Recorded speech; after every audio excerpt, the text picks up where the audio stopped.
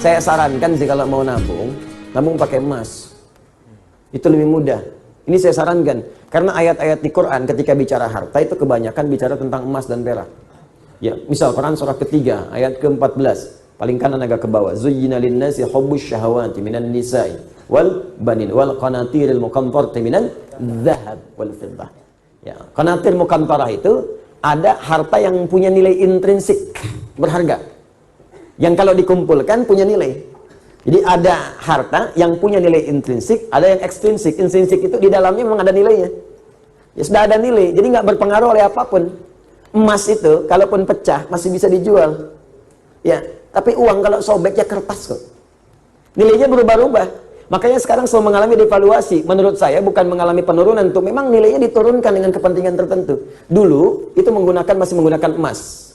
Ya, masih menggunakan emas. Isyarat Quran, hadis masih dipakai. Bahkan di Amerika pun masih pakai. Pada tahun 1930-an, 1934 dari 1932 itu diuji coba. Dia ada sekumpulan orang berkumpul memikirkan sikap monopoli. Bagaimana memonopoli dunia dari sistem keuangan. Maka diwujudkanlah uang kertas itu. Diuji coba asalnya di negara barat sana.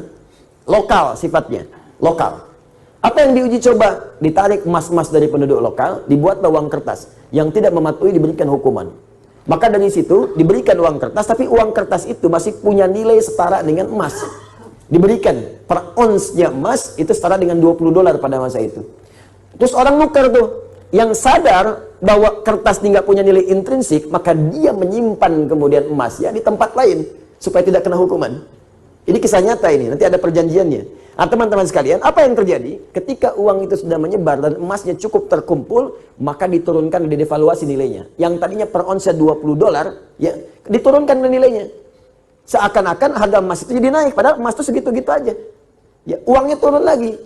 Jadi berapa? $35. Ya, nilainya terus bertambah. Jadi seakan-akan jadi mahal gitu. Ya, padahal uangnya diturunkan, nilai uangnya yang turun, bukan barang yang naik. Apa yang terjadi ketika mereka melihat kemudian jadi nilai itu berkurang, si emas itu kemudian punya nilai lagi, disetarakan lagi, akhirnya mereka borong lagi. Melihat uji cobanya berhasil, maka dipaksakanlah ke seluruh dunia.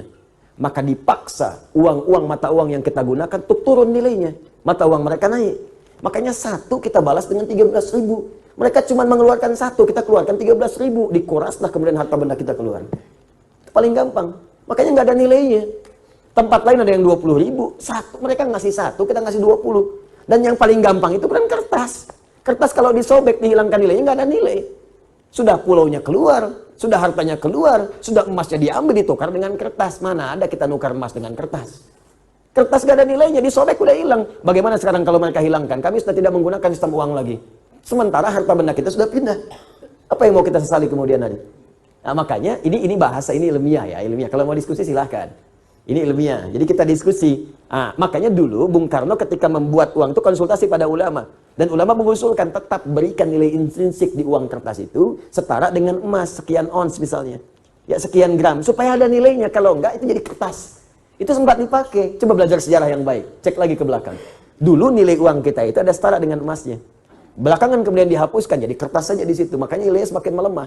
Sebetulnya bukan uangnya yang lemah, bukan bendanya yang naik, uangnya yang dilemahkan. Kalau bendanya segitu-gitu aja, tempe kan gak berubah segitu-gitu juga. Cuma nilai uangnya melemah, seakan-akan tempenya naik, padahal keratnya segitu aja. Akhirnya tempe pun disesuaikan dengan uang. Ya kan, 2.000 tebel, 1.000 tipis gitu kan. Ya, 500 udah tipis dibelah. Tuh kan? Itu coba belajar di situ. Terus ada perjanjian dulu, se-Eropa itu diajak kumpul. Makanya bikin dulu ada The Fed ya, masih sekarang sampai ada. Terus IMF dibuat pada saat itu untuk ngutang-ngutangi. Ya itu ini pelajaran ya, mesti kita tahu gitu ya, konteks ini untuk belajar. Makanya ekonom kita itu selain pintar mesti soleh. Supaya dengan kesolehannya bisa memberikan manfaat untuk bangsa.